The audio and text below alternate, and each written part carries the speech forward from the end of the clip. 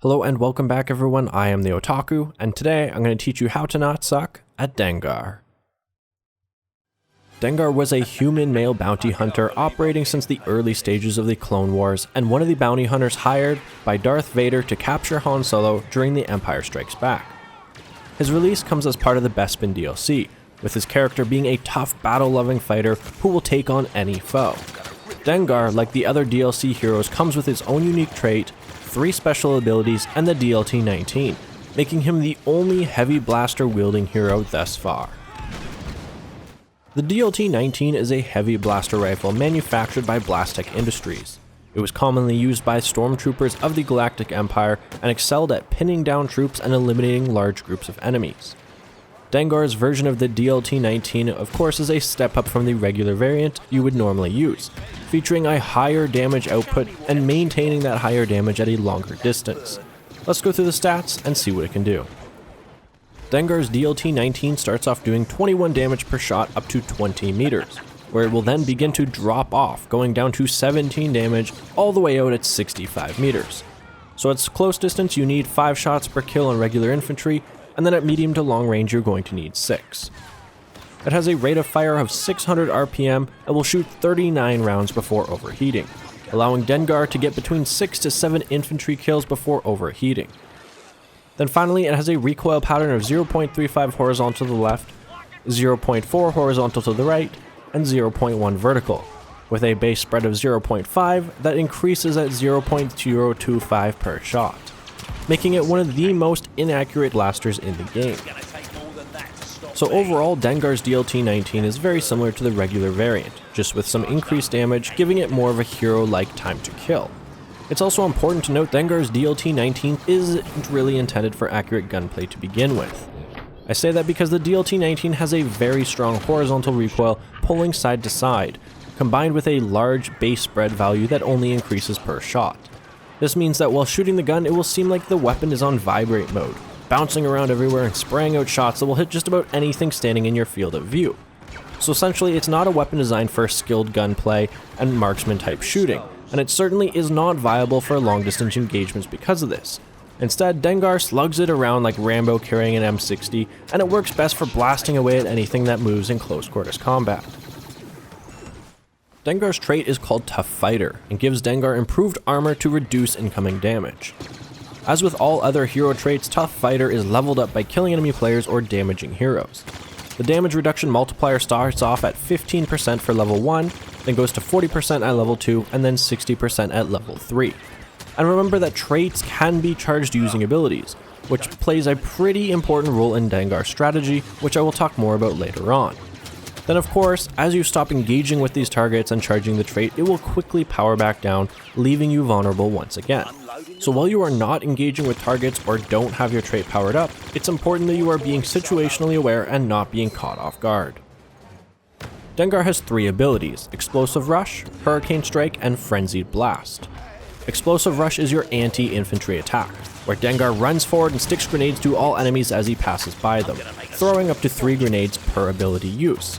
This will be your main opening attack a lot of the time for building up your trait and taking out multiple infantry at once. Hurricane Strike is Dengar's power attack, which is similar in nature to Han Solo's shoulder charge, the difference being that he performs a melee sweeping attack while running forward instead of charging into them. This attack will also take out multiple infantry if they're stacked close enough together, but is especially important for 1v1 fights against enemy heroes as it does a lot of damage. Then Frenzied Blast, once activated, greatly increases the rate of fire of Dengar's primary weapon, the DLT-19. The downside is that it takes a moment to charge up, it doesn't let you sprint, and with the amount of recoil and spread that the DLT-19 has, using this ability makes it damn near impossible to properly aim or control. So for this ability you need to be very good at recoil compensation and to use it at the right moment, otherwise you're just going to do more harm than good. Dengar is somewhat of a berserker type character, charging into battle and causing as much chaos and destruction as possible.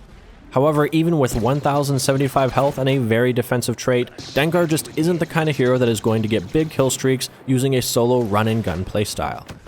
Essentially, while his trait may reduce damage taken, unless you're able to maintain a high level of the trait 100% of the time, it's generally not going to benefit you very much in 1v1 engagements or small skirmishes. What will happen is each and every time you face off with some infantry, your health will inevitably just get lower and lower without being able to make much use of his trait until after you've probably finished off the enemy, eventually just leaving you with very low health and only a few kills to your name. Therefore, the best strategy is to actually stick with the team, play it safe, and only engage in team fights where Dengar can quickly level up his trait and do work without having to worry so much about incoming damage. So with that being said, when you go to engage in team fights, it's best to rush in with your explosive rush, quickly taking out enough enemies to level up your trait. Otherwise, you're going to be taking a dirt nap after a few seconds.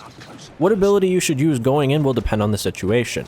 Are there a bunch of enemies lined up or bunched together? Then Hurricane Strike will probably work good. Are the enemies a little spread out or camping behind cover from a distance? Then Explosive Rush is probably a better choice. If neither of these situations applies to you and you're not sure if you can go in without coming out greatly harmed, then it's probably not a good idea for you to charge in yet. Instead, what you can do is try and position yourself in a way where you can pick off a few targets without being completely exposed. Then, after you get some kills and build up your trait, you can charge in to take out the remaining survivors. This kind of cautious and preemptive play will greatly increase your survivability in the long run. Then after you have charged in, look for those opportunities to use whatever abilities are left off cooldown. If you charged in using Hurricane Strike, then you could follow it up with Explosive Rush, taking out whatever enemies you didn't kill in the first place. These two attacks in quick succession will clear an enemy team out and level up your trait very quickly, turning you into the Bloody Terminator and allowing you to engage opponents head-on without taking very much damage. The important thing for you to remember is that Dengar has no heals, no escapes, and very limited mobility. The only thing that makes him stronger than a regular infantry soldier is some slight buffs to his weapon damage and having a bit more health. But what's going to keep you alive is your trait. So charging into an area with low trait level and no way to quickly take out enemies, it's pretty much a recipe for disaster and going to result in a swift death. Even while not engaging in team fights, you should be careful when you're moving around to not be in the open and leaving yourself exposed, as that 1000 health won't count for much against a few infantry with explosives. So stick to cover, stay with the team, fight as a group, and choose your battles wisely if you want to kill more than just a few enemies before dying. When it comes to game modes, there's going to be quite the discrepancy in terms of how useful Dengar can be and generally how long you're going to survive. As we discussed before, Dengar is rather short-lived. You literally have no choice but to charge into enemies and fight in close quarters combat. While this may be where Dengar is able to make the most of his abilities, it's also the easiest way to die, even if you successfully pull off each attack with optimal results. Therefore, game modes like Sabotage or Heroes vs Villains is where Dengar is going to do best. There is a limited period of time, close quarters combat environments, and not a lot of necessity to survive for long periods of time. As long as you follow the strategies we discussed before, you should have no problem going in, kicking ass, and finishing the game with good results. Now, bigger game modes are a little bit different. Generally, because the way the game progresses over time and how much more limited you are in sticking to close quarters combat areas, it can be really tough to get very much benefit from Dengar at all. You are often going to find yourself in many small skirmishes of just a few infantry where you're losing chunks of health because of the inability to build up your trait before engaging with them. So with that being said, your mindset shouldn't be about surviving for a long time or going out and racking up a huge kill count and lasting as long as possible. Instead, I would make it a priority to focus entirely on objectives and fighting with the team where you can engage on your own terms and back off when needed. A lot of players like to run in, get a lot of kills on random stragglers, which does help, but it isn't nearly as helpful as playing on the objective and killing enemies that are actually a threat to your team at that moment. So try not to worry about how long you get to play Dengar or how big of a kill streak you can get. Instead, you want to focus on what you can accomplish for your team during the time that you played him. Overall, Dengar is a high-risk, high-reward hero. His abilities, all being close quarters combat, can force you into costly situations, and the low accuracy weapon can feel very restricting at times.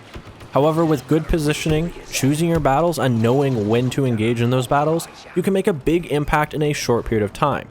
And hopefully by watching this video and learning these strategies, you can go out there and give those rebel scum a dirt nap. Or at the very least not suck. Thank you guys for watching, don't forget to like, subscribe, or even donate to the channel. I'll see you guys next time, but until then, as always, may the Otaku be with you.